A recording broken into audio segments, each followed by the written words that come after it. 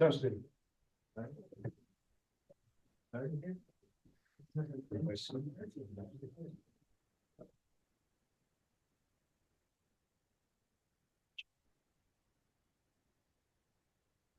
Okay, everybody, welcome to BJX, everybody, welcome. We are thrilled to have you tonight.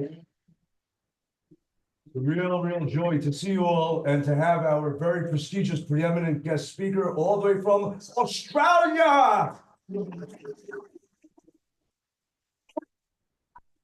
I always was wondering whether there really are kangaroos jumping around in Australia. Well, we're really deeply honored to have you, Rabbi Dr. Wolf. Thank you for being here. Thank you.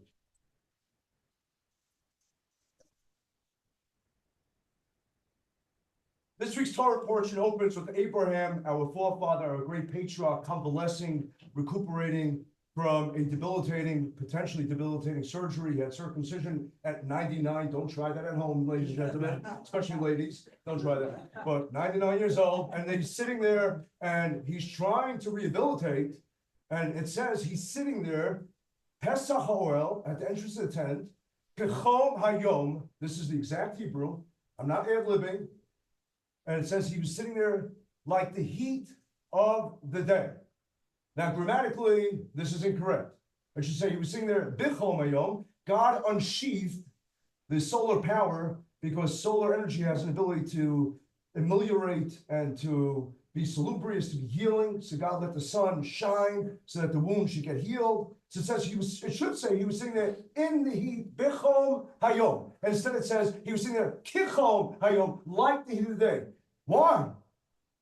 And the answer is, potentially, because Abraham was sitting there, not in the heat of the day necessarily. He was sitting there like the heat of the day. He was sitting there like the sun. Like the sun was burning, he was burning. Like the sun had the passion, he had the passion. He was there in service of mankind, in service of humanity, and he did not let his limitations in any way incapacitate him. He was sitting there waiting to serve, to find guests to take care of.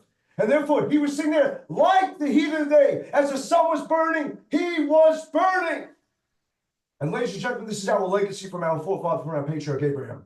We cannot be sedentary. We cannot be stationary. We can't be apathetic. We can't sit on our backsides. We must be people of action. We're living in auspicious but very precarious times. I don't have to tell you, you all know it.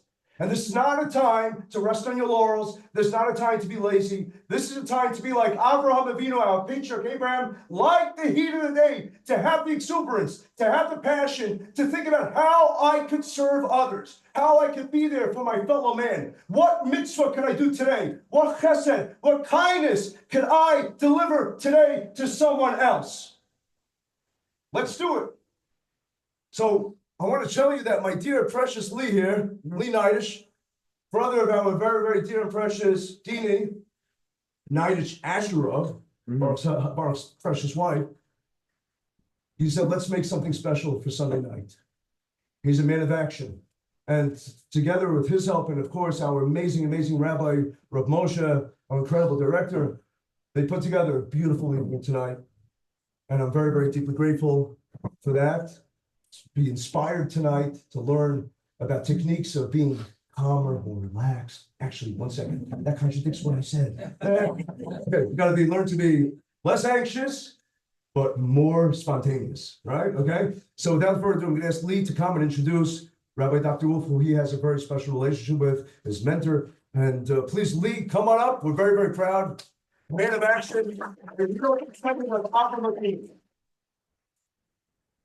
And thank you again. Oh, by the way, BJX, just to tell you, for those that are new here, BJX is a place of action. BJX is a place of love. We have programs for public high school. There are thousands of Jewish children in Midwood, Murrow, Madison, Brooklyn Tech, Leon Goldston High School that have no inkling of their heritage.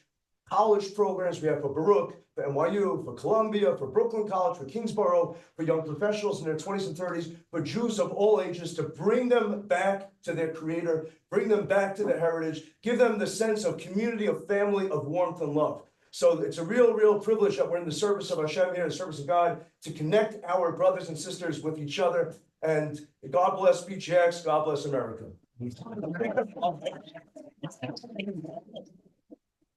Very good evening. I'm not going to take up that much more time, but I think it's essential for me to serve as the liaison between Rabbi Finger and Rabbi Wolf. I think the contrast would be too startling for all of you if I didn't kind of ease the path between them.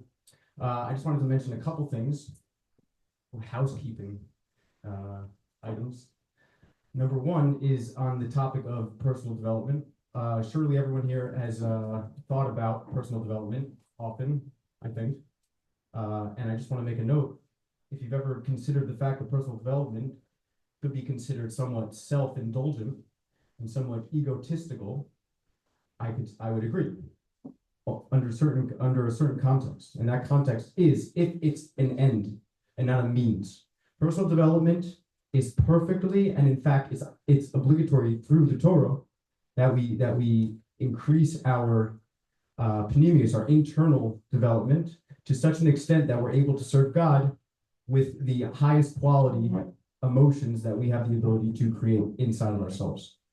So I just want to make that note that before you venture out on a program of personal development, make sure that the ultimate recipient of your development is another person, another program, something else you're contributing outside of yourself. It shouldn't just be for your own enjoyment, because emotions are meant to be shared, and the way we share emotions is through action. As Rabbi Finger was saying, this is a place of action, and that is evident. The turnout here is enormous and amazing. I just want to say one more thing. There was a little bit of confusion about the cost for tonight's event. So there is on the Facebook page for BJX, I'm going to post right now. I'm going to post a link to the Eventbrite page for this event. So at some point, if you're able to and you haven't paid yet for the $20, that would be really helpful in terms of covering the cost of this event and ensuring that we could potentially have more events like this in the future. And then if you're not savvy like that, we're going to pass around a basket at some point, probably towards the end. And then if you could contribute $20, that would be great. But if not, we love that you're here. We love that you're here more than your money, but ideally the money also could help, again, support us from below. Okay, without further ado, this man really needs no introduction, certainly not from me, but Rabbi Wolf you're all here to see him. So let's give a round of applause for Rabbi Wolf.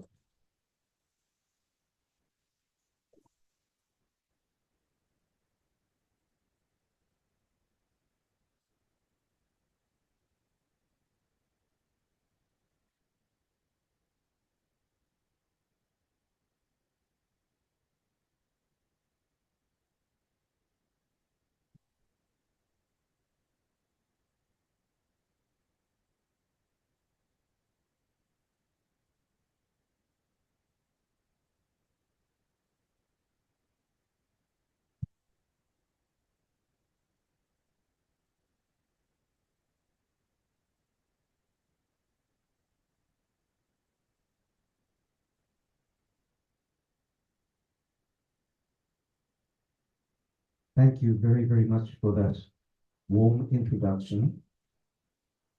Thank you very much, Rabbi Finger, for those very, very fine words that introduced us with Advar Torah. And thank you very, very much, Lee, for being the shadchan for this particular event.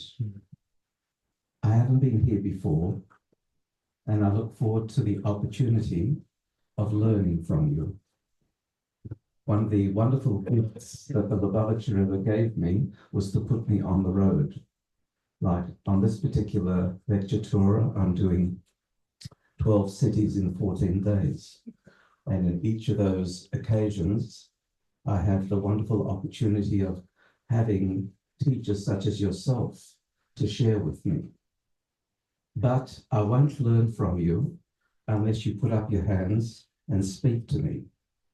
So rather than have a question and answer period at the end, I'm going to encourage you to speak to me throughout. Tell me when I get it wrong. Share with me what I don't have sufficient knowledge of. And that way we'll have a nice quid pro quo, a Socratic dialogue, and we'll all gain. Rabbi Finger's words reminded me of a vort, an anecdote, which was that the Frierdiker Rebbe's father, the Rebbe Rashab, when he was a very, very young boy of 5 years of age, he approached his Zayder, who was the Tzemach Tzedek, and crying, he asked his Zayder, why is it that Hashem appears to Avraham and he doesn't appear to me, says the 5-year-old. And Zayder responds to him and says, when a Jew of 99 years of age chooses to have a bris, he deserves Hashem to appear to him. We all should seek for Hashem to appear to us, both individually and collectively, especially at this time. Last week, I was in Israel. I was there for the wedding of a granddaughter and the birthday of a great-grandson. But I was there also because my eldest daughter works very, very hard for wounded soldiers over the last year. She noted that we obviously feel very, very deeply for those who have fallen. And I attended several Shiva homes, and it's horrible to think of 19, 20, 21-year-olds no longer with us, no longer with their own family. But we tend to forget the wounded. And she took me to a number of centers where convalescence is taking place, quite beyond having limbs missing, much more horrific circumstances of eyes missing, half a face missing. And these people have to continue to live a lifetime with their disability. Those who passed on don't have that stressful future view to be able to contend with. So I was very deeply moved by that. But what struck me was, in many instances, not all, the equanimity with which these young people accepted their circumstances. One would have expected, by and large, that they would feel absolutely futile about their future life, highly nervous, very anxious, and they weren't. And some of this came to me in terms of understanding more about the nature of stress, the nature of anxiety, and the nature of worry, which is what I want to share with you. I take the information that I'm sharing with you tonight, both from contemporary science in psychological research, as well as from Jewish spiritual sources. Because at the end of the day, when we have a creator, we have the writer of the manual. To understand ourselves, surely we should refer to the manual. You know how men are. They invest in a big computer system for their office. They spend $100,000, $150,000 and more. And then one day all the boxes come and they excitedly open the boxes and start cabling this with that and this with that, and then stop. I'm doing the cabling.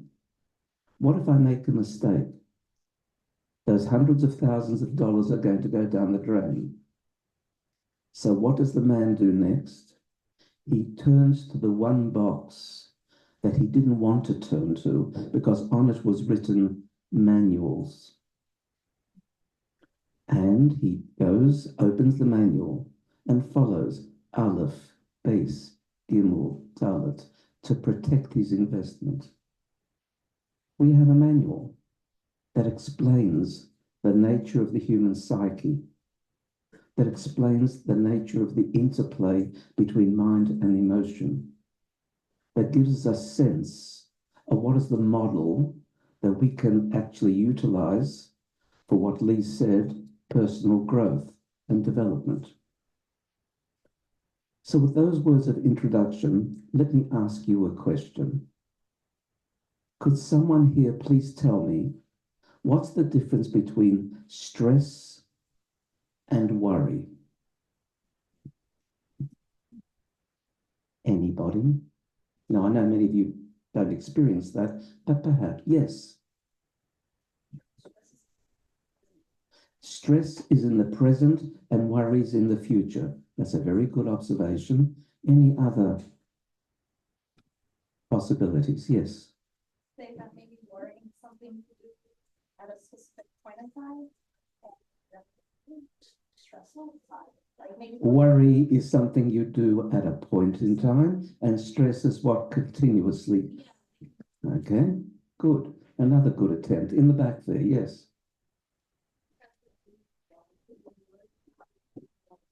So now we have a differentiation between body and mind. Good. Any other offers? Yes. I would say that stress doesn't always have to be negative. Humans are creatures of adaptation, so through little microcosms of stress, we're able to ascend to Hashem. So through adversity, we have growth. Without any adversity, we're just. You make a very, very good observation, but that's a good answer to a different question. I still want to know the difference between stress and worry. Yes, let's try one or two more. Stress is more personal, worry is about others. Right? You're suggesting the worry is to do with others and stress is more within ourselves. Was there someone here? Yes? Stress is what happens to you, and worry is what you're making out of stress. That's interesting. Stress is from there, here, and worry is from here, there. Worry is aware, the perception of things that you can't control, and stress is something that you can control. Okay, so we've got all these various possibilities. Some of them are clearly mutually exclusive, and some of these are complementary. But we use these words quite indiscriminately, and it really behooves us to be much more specific, especially if we want to deal with it successfully. You see, one of the problems is that for some thousands of years, we lived in a fairly unchanging landscape of human development. We lived in an agriculturally based society. Things didn't change much. For all those centuries, and we were very often living off the land, we got up in the morning, at dawn, and after Shachris, we tilled the soil, and when the sun set and we davened Mariv, we went to sleep because there wasn't much light in the house and there may not have been enough of fuel to keep the place alit. And the way that we interrelated was so different.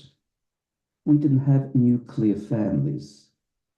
We had extended families. Most often, we lived in a small community in the one farmhouse with uncles and aunts and grandparents.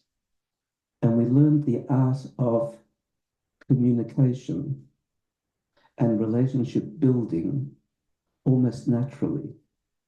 And these are the kind of things that we, who tend to live in nuclear families, have to relearn. But the main point I want to make is things changed very rapidly, very quickly. I speak in terms of the spiritual genetic code of time, that within the flow of time, it doesn't flow evenly, not as far as Judaism is concerned. There are times when there are growth spurts, just like the genetics of each one of us. We find ourselves in teenagehood very often. The body outgrows emotional maturity, and emotions need to catch up. Well, likewise, in the process of time, there are growth spurts. One very fantastic growth spurt took place in the 17th century, and the whole landscape of the world changed. You will recall that around that time, we were the heirs of the Industrial Revolution, the beginnings of scientific method, the rise of nationalism, and at the same time, the rise of Hasidism in the person of the Baal Shem Tov. These amazing transformations in the world took place in an extremely narrow band of time, as if on cue from above. And since then, the rate of change has continued geometrically to the point that between one generation and the next now, we don't even have necessarily a common language, a common understanding, a mutuality. We live at a time when our children are much better at technology than we are, at a point where their fingers respond to the technicalities of the screen much more effectively than we do. But more importantly, when we're living at a point where you can even splice genes in order to have children that you prefer to have with blonde hair and blue eyes and of this height, and even to be able to conceive of children and yet have the capacity of the duration of carrying the child external to the body and all sorts of things. So what about augmentation of human capacity so that you could actually implant an immediate translator into your brain so you can actually understand 70 languages immediately, and other possibilities. And these changes are unsettling. And societal changes. What social media has done in terms of our relationship formation, in terms of our perception of reality. All these changes are continuing to accelerate. So if we're talking about stress and worry, somewhere there is a hum, a background hum in terms of uncertainty of the immediate future, which I think is the reason why in your country and in many others, we have this woke mentality and the fear of understanding the other. But that's another discussion. So I'm now going to give you a working definition of stress, coming back directly to the topic. So listen carefully. Stress is the dissonance between the way I want the world to be and the way it is. Stress is the gap between the way I want my children to be and the way they are. Stress is the differential between my aspirations for tomorrow and the facts that will occur tomorrow. Stress is dislocation, distancing, or more specifically, disconnection. Let me just move sideways for a moment. The primary motivation of human endeavor. What makes you tick? What makes you get up in the morning and want to move through the day? You just do it habitually. But do you ever think, what is my motivation in terms of advancement, whatever form of advancement it might be? In our Jewish teachings, the primary motivation is to take all the twos of life and make them into one. Note how the world has been created dualistically. Hashem created everything basically in twos. Look at ourselves. 2 hands, 2 eyes, 2 nostrils, 2 hemispheres of the brain. And look at our dimensional self. Up, down, left, right. Everything seems to come in twos. Day, night. Tide comes in, tide goes out. Somehow Hashem deliberately implanted in the world a dualism. And yet Hashem is the epitome of echad, oneness. And that's what we strive for. What's the most powerful way we achieve that? Love. Love. Love is the merger of 2 spheres of experience, 2 human beings, and uniting as one. Therefore, the antithesis, disconnection, is painful. Anger causes pain. Absence causes pain. A cut on the finger causes pain, and I'll explain that shortly. You do know, by the way, that we are taught that we should never express anger under any circumstances whatsoever without exception. And whenever I say that, my audience immediately gets angry with me. How can you say something so ridiculous? Haven't we been taught that it's very important to vent anger? Get that pus out of the body? Say it as it is, or it'll cause untold damage within if you hold it within. 3 generations of psychologists have been saying exactly that. And guess what? They've been proven wrong. We now know that every act of anger is in fact a dress rehearsal for the next one. Anger reinforces anger. And I'll come back to our subject by using this as an example. Do you understand what the word habit is? We use it, but what is habit? Habit is when the neurotransmitters of the brain have adopted a particular pathway and have thereby dug out a deep groove so that these future neurotransmitters tend to follow that groove over and over again, unthinkingly.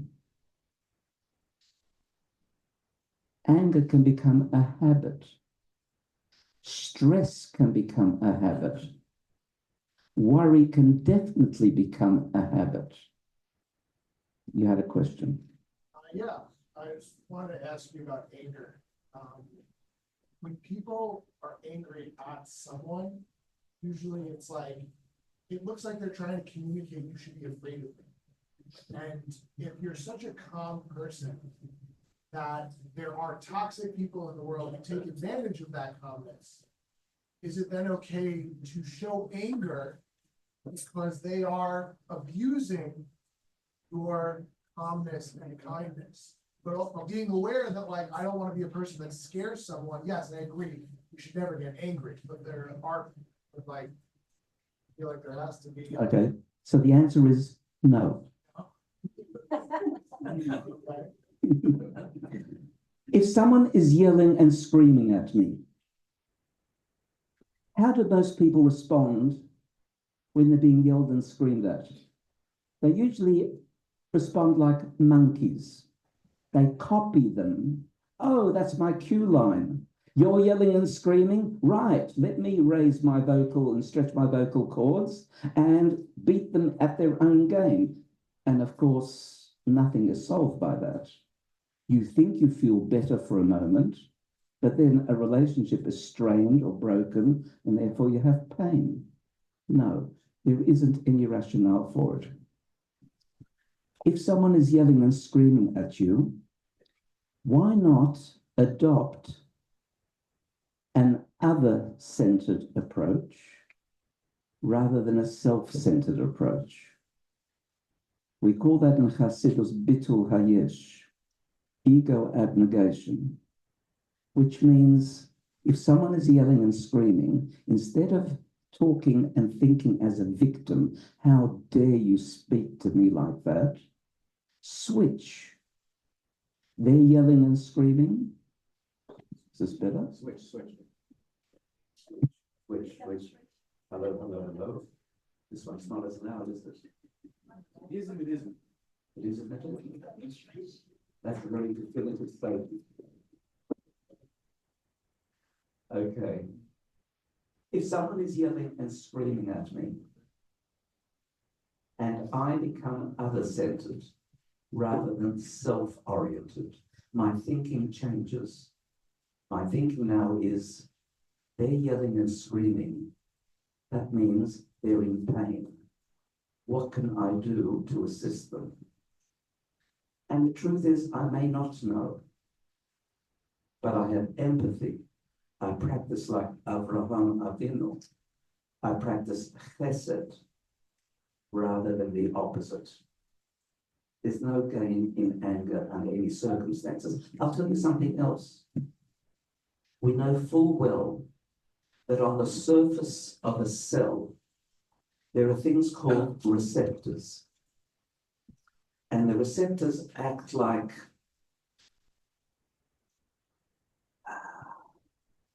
invitations to taste my cholent on Shabbos. And they're inviting guests, and the guests are called ligands.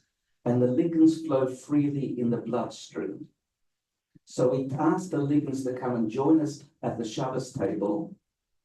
But the problem is as follows. If the ligand enters into the portal of a receptor and provides the code and enters, then the cell operates optimally.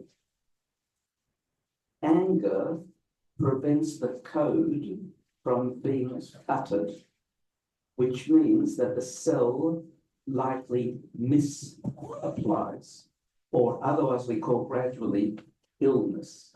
And that's why the statistical evidence is that angry people tend to be more unhealthy and ill than other people. So no, don't bother with anger. Yes. What about the Rambam who says that every midah that there is, you should take the middle? What do we do with the Rambam who says that we should take the middle of the road? If you read the Rambam, he gives two exceptions. The question was, what about Rambam who says we take the middle road? And I'm being very, very one-sided. I'm saying no anger under any circumstances. Am I contradicting Rambam? That's the implicit question.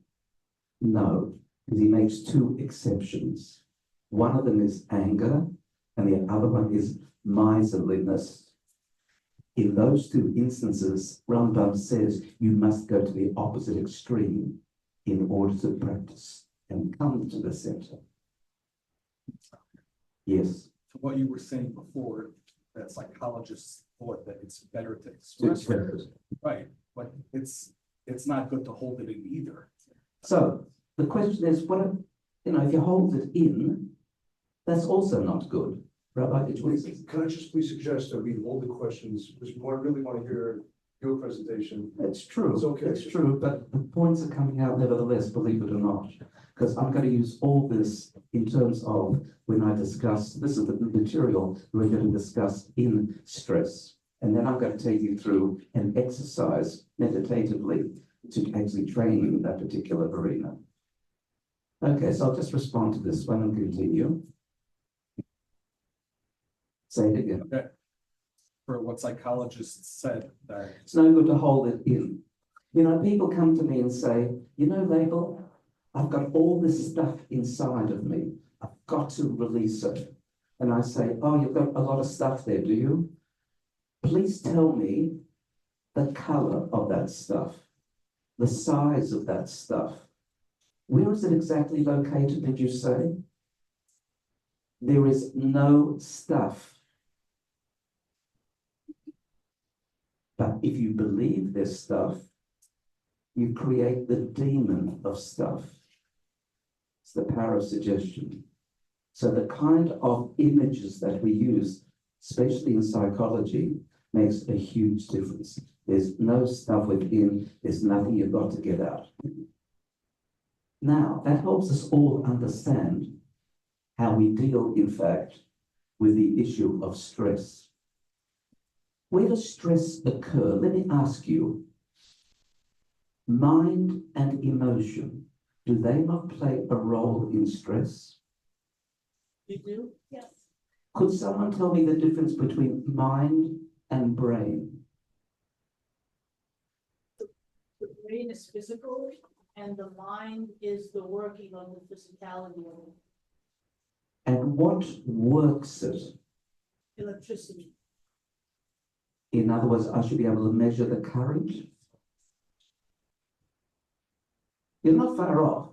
Shama is a In other words, when you have a bed lamp on the side of your bed, and it's in perfect working order, the bulb is perfect. But if you look at the bulb and say, I will you to come on, it's not going to come on. You're going to have to take the end of the cord and plug it into a PowerPoint, and then it will come on, because the PowerPoint provides an energy flow. We're the same. We need an energy flow to flow through the machinery of body. The difference between mind and brain is the machinery, complex machinery, I grant you, through which the neshama energy flows through in order to create a process which we experience and call seichel, mind. Okay, that's not that difficult. What about emotions? Could someone tell me what is an emotion? The average age in the room is 20. You've had 20 years of life experience. Surely you know what, yes, emotion is. It's rooted, so you're giving me a location, but what is emotion? Yes? Expression of how we feel at the present An moment. expression of how we feel, but feeling is a mere synonym for emotion. What's feeling then? It's best protect the oneself. Within? Okay, yes. you mentioned earlier, dissonance between what we want and what it is. That's maybe one expression of emotion, but there's very positive, happy emotions, which have nothing to do with dissonance. We'll try one more. It's a way for humans to express themselves. It's where we express, but I thought we express with words and behavior. I don't know where emotions fit in. Physical sensation. Physical sensations, but are there not other physical sensations other than emotion? You know, I have read many Western textbook and Eastern teachings, For 5 years, I taught a comparative course of Buddhism and Judaism at Melbourne University. I have yet to come across any writing in the West or the East that helps us understand what emotion is. But I can give you from Hasidus a practical, pragmatic definition. In the same way as the neshama flowing through the machinery of the brain produces seichel, which enables thought, speech, and behavior. Likewise, the same neshama flowing through, someone said it, the heart, produces an experience which we call midos, or emotions. Now, that's not what I wanted to really get at, because in order to understand what we mean by stress, I need to ask this question now. Do mind and emotion actually mix? Depends. I think it depends. It is, It depends because it depends. you could think, what a lot of people do is they think reactively instead of proactively. Okay, so I'll short circuit the discussion. I'll say to you like this. You can think, but to open your mouth and speak, you need a quantum of emotion.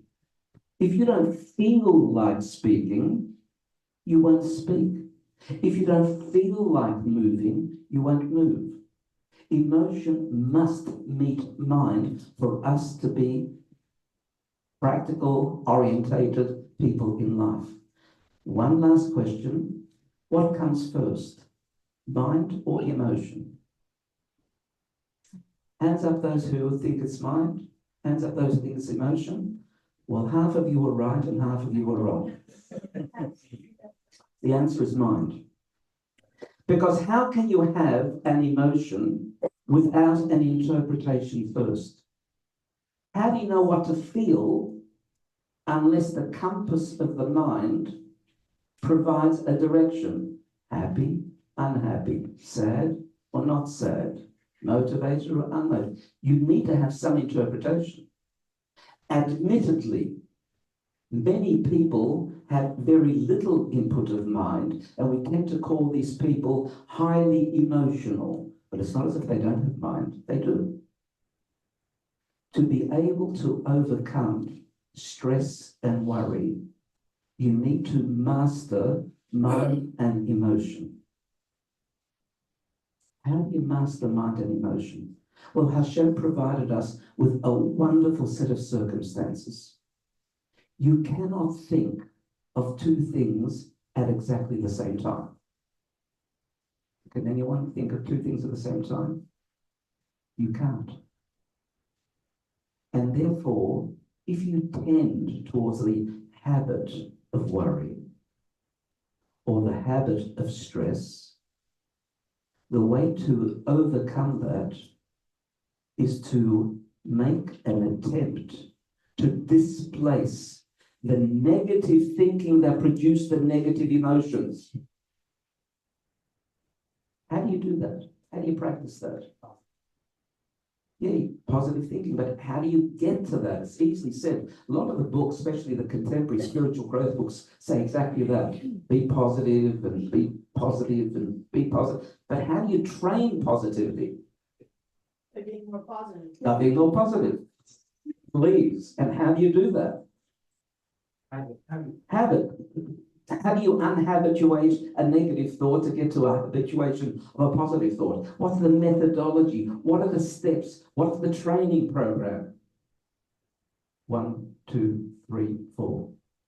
Do things like more positive or happy people would do, like, smile more, I guess, talk more, and those like things will turn into action to actually be. In the moment when you wake up 3 o'clock in the morning every single day, worried about some particular thing, and it keeps coming back and back, what do we do 3 o'clock in the morning? You won't be able to simply say, I've got to get out there and smile at people. They're not ready for you. I'm only kidding. Yes? I think that, that the perception of being able to perceive emotions is a third party, like think of yourself as the third person in that concept. I want you to tell me what to do 3 o'clock in the morning.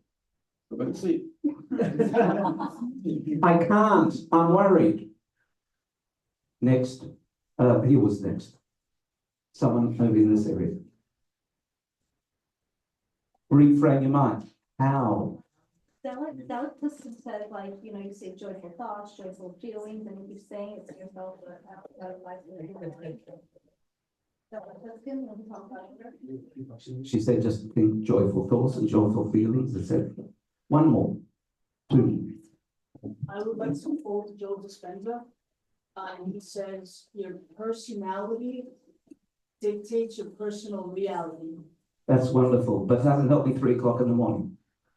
So you would, shift your perspective How do you do that? by using your neshama and expressing it in a way. How do I do that?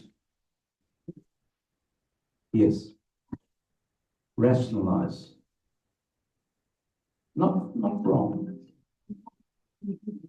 Not wrong. The way I teach people is as follows. And this, I tell you, undoes stress and worry. I take a person who is stressed and worried, genuinely, and I ask them to do as follows. I want you to think of a moment in your life when you were extremely happy, whether as a child, teenager, young adult, one instance. And then I take them through a meditative focus for them to be able to describe with their inner memory every facet of it. The clothes that they wore, the colors, the people who were around, who were they, and what were they saying? What was the sky like at that time? What was the indoors decor all about? And I do this with them for several sessions until they become absolutely familiar with the happiness of that moment. And because it's a happy moment, it's highly motivational. And once they do it several times in meditative focus format, it becomes the first string in the bow of repertoire.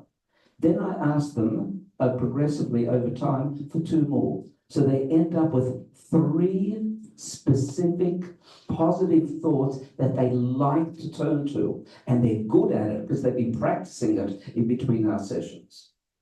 And then, because it's so easy for them to slip that thought in, because it's been well practiced, they start to slip it in at the exact moment when a worry ward comes around.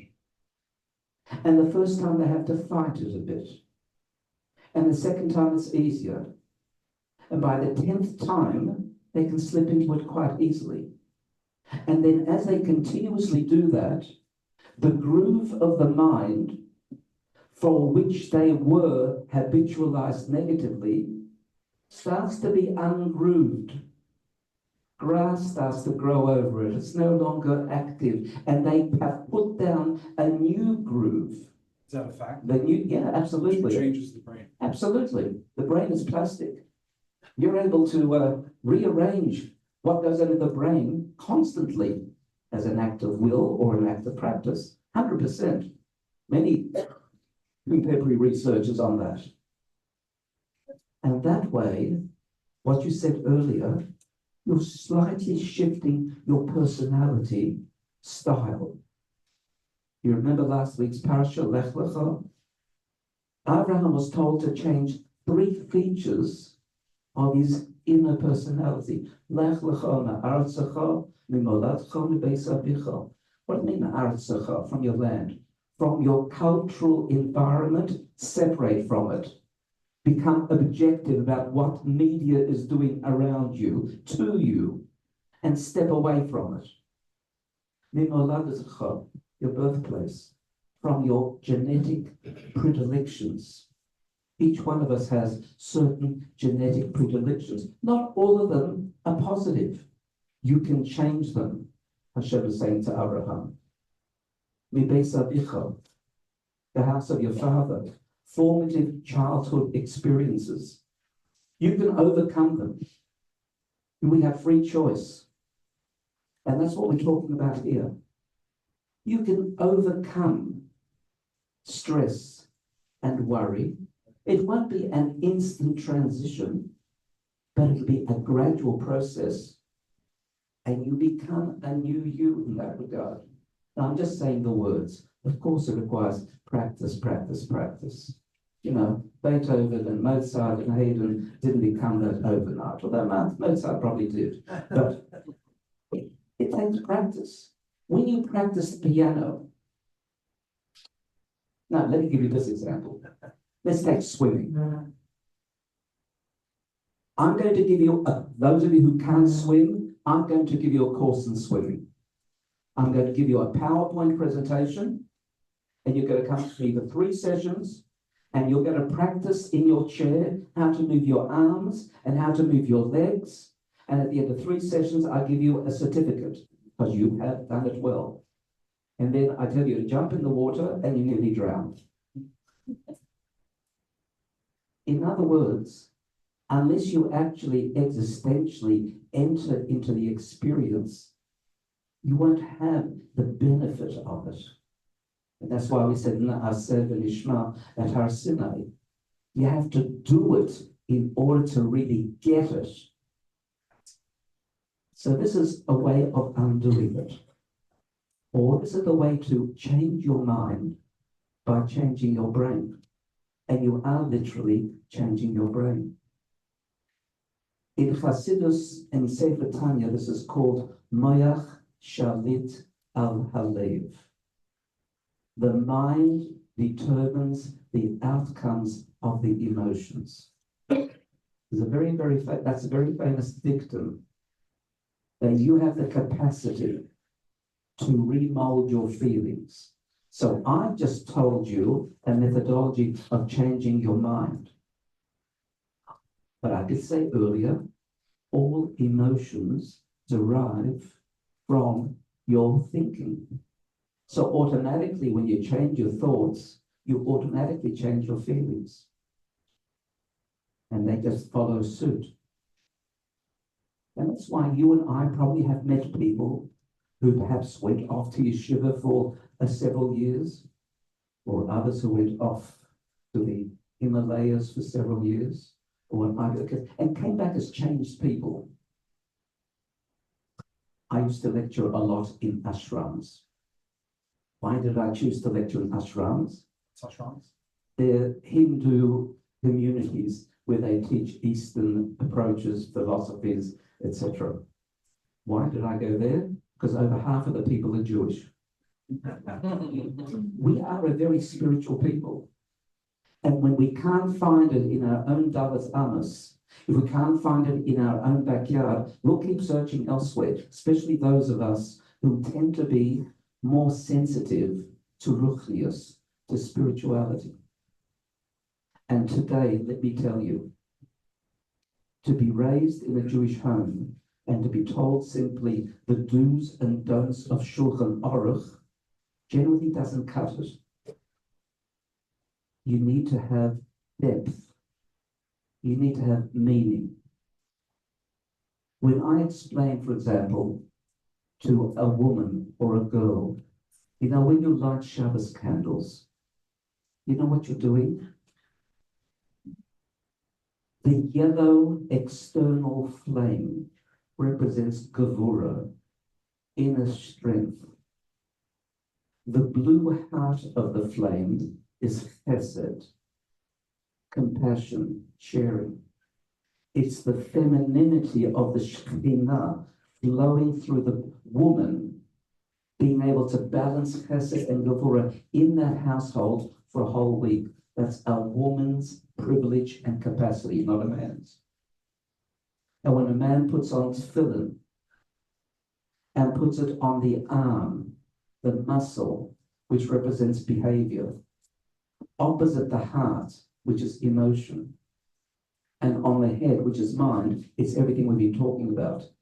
Every morning to balance Moyach Shalit al Halev, the mind to be able to determine the outcomes of the emotions so that your behavior during the day is Jewishly appropriate. All these things are training programs. One last thing I want to share with you.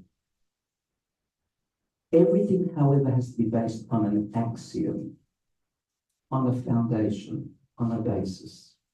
You have to have something basic. Why do you want to get rid of stress?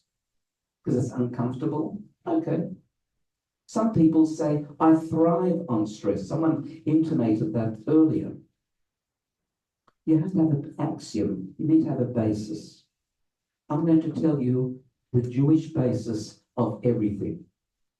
And it's called Emunah and Bitachon. Now, you know what the words mean. You know the translation. Emunah is commonly translated as faith. And Bitachon is commonly translated as security. But I don't know what those words mean. They're big, big words. So I'm going to give you, again, a pragmatic definition that the Rebbe taught us. Emunah is the belief that everything that has ever happened to you in the past is for your current good. Everything that has ever happened to you, even God forbid it was painful, is for your current good. That's Emunah. Bitachon is the belief that the challenge you face now will have a positive outcome. But whatever challenge you're facing now, it will be good. Have a look. Emunah deals past to present. Whatever's happened to you is for your current good. Bitachon deals from the present to the future. The challenge you face now will have a positive outcome. Can I prove this to you? No. That's why it's an axiom. But you know, where intellect finishes, faith begins. Sometimes people ask me, prove to me that there's a God. And I say, do you really want to believe in a God that you can understand? Then what's different from a human being? So, can you do that? Can you honestly believe that every challenge that you face now will have a positive outcome? Because if you choose that axiom, you will never ever worry. You will never ever experience stress. So why don't you do it? A famous Rav in the medieval times wrote a work called Chovos HaLevavos, right?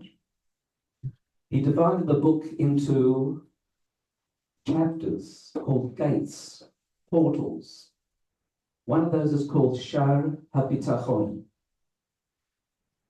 And in it, he makes the following point. Listen carefully. By you practicing bitachon with belief that the challenge will result in a positive outcome, by you believing that, you actually create the outcome. And the converse is also true. When you actually believe it, you are creating something. Because we don't finish at the surface of our skin. We radiate well beyond. The Frierdiker Rebbe writes in a work known as Likutei Diburim, in the opening page of the opening chapter, the following. You can project a thought to someone across the other side of the globe, and with your thought, affect them physically and spiritually. And that's why we're saying Tehillim for the hostages. We're not saying Tehillim to please ourselves that, oh, I am doing something. That too. You're saying Tehillim because your projection of that Tehillim, having those hostages in mind, actually affects them. By actually believing axiomatically, bitachon, you actually create that change. That's also very important, because if you adopt emunah bitachon, there's no way that you will have stress and worry. Now, of course, we're human. We sometimes fall back. But the more that we stop falling back, the more we create change in ourselves and change in the world. So far from most people who say, well, stress is inevitable. And by the way, stress is not, I think you said that, stress is not what others do to you, what the world does to you. After hearing me, stress is your interpretation of the situation. It comes from you. You create stress, not the world. It's how you interpret it. And therefore you have power and control over stress, because you have power and control over yourself. So live up to your capacity. The Eibishter have provided us with immense possibilities to create that change. Every time we're stressed and worried, that's a sign that we, at that moment, don't believe in Hashem. Whenever we're angry at people, it means that this moment is wrong. Hashem, you got it wrong, and I have to make up for it. I have to yell and scream. Does that make sense? No. Now, I know what I said this evening perhaps offends some of the contemporary sensibilities, but I want to tell you, it does work from a psychological point of view, and certainly from a Jewish point of view. There can never be any imbalance between knowledge and Torah. They have to always coincide. And if they don't, it means we don't have enough knowledge. Okay, I'm going to pause there, and I'm going to ask if there are any final questions that you have, and then we'll say some goodbyes to each other. Do you feel there's a place for medication, or is your technique sufficient? The question is, do I believe there's a place for medication? Of course. Everything Hashem created has redeeming virtues for the human being. What's medication? Medication is a way of using the substances of the world in a way that will assist the human being.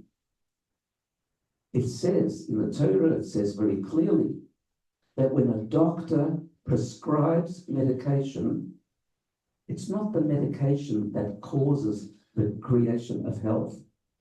The medication and the doctor become the channel for the bracha to flow. But it has to be authentically prescribed. So how does one know if he has a biochemical disorder or is just suffering from a lack of fulfillment? You're someone that has tremendous credentials, doctorates, famous psychologist. So perhaps you can tell us. He's buttering me up, isn't he? How do we decipher that? How do we determine that? You don't have to determine it. In other words, Western society has compartmentalized knowledge into neat boxes so we can study them at universities and give them universities plenty of money to operate and pay their lecturers. Just because something is considered a box of psychology and others philosophy or other, it's not the way it works. It's a flow. In any one moment, Hashem is looking after us. What becomes the medium to help us becomes something which we refer to people who know a little better than us. So whatever it is, we have to use common sense. We have to understand, is this person suffering mentally because there is a chemical imbalance? Or is it a genetic circumstance? Or is it an environmental influence? And yes, to that extent, we do have to analyze, not we, not the patient, but the doctor or the specialist. And then they can apply the particular therapeutic tool that may be most appropriate. But I'm going to tell you now, the most appropriate tool ultimately comes from us. And that is belief that we will get better. What's then the word that we use for things that are given to us, which are not meant to work, but they do work? Placebo. You know what a placebo is? It means it's a lie. It's not meant to work, you know. They give 6 people a medication and 6 people they give a lolly. They both look identical and they say, let's see the results. And the lollies work. Well, the lollies are not meant to work. I mean, I'm simplifying, but they do. You know why? Because placebo is the best proof of emunah.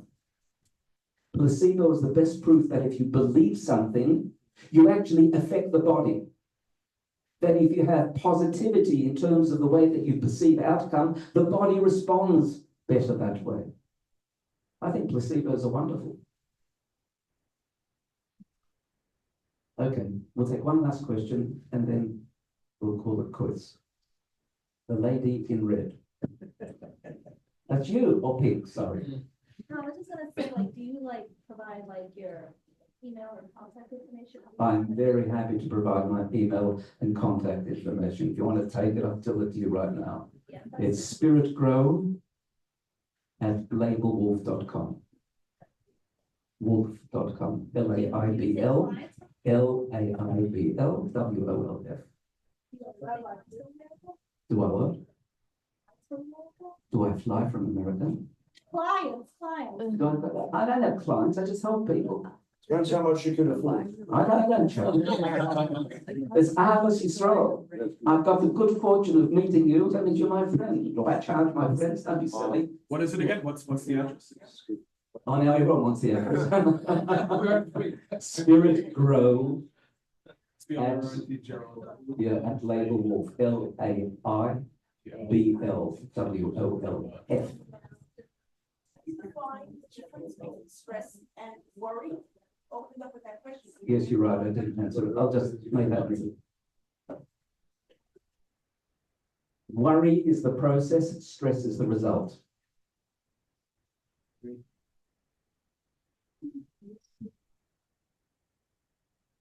Worry is the mind and stress is the. They don't live in the mind. The worry is the momentary process that takes place. The result on the body is a stressed body, a stressed mind, stressed emotions. That's the result. That's the fruit that you pick. Don't pick that forbidden fruit. Thank you very much.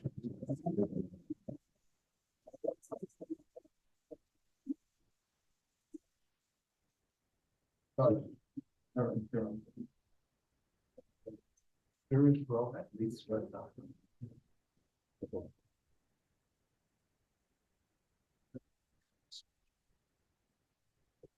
Thank you so much, Rabbi Dr. Wolf. It's a real honor to have you. Thank you.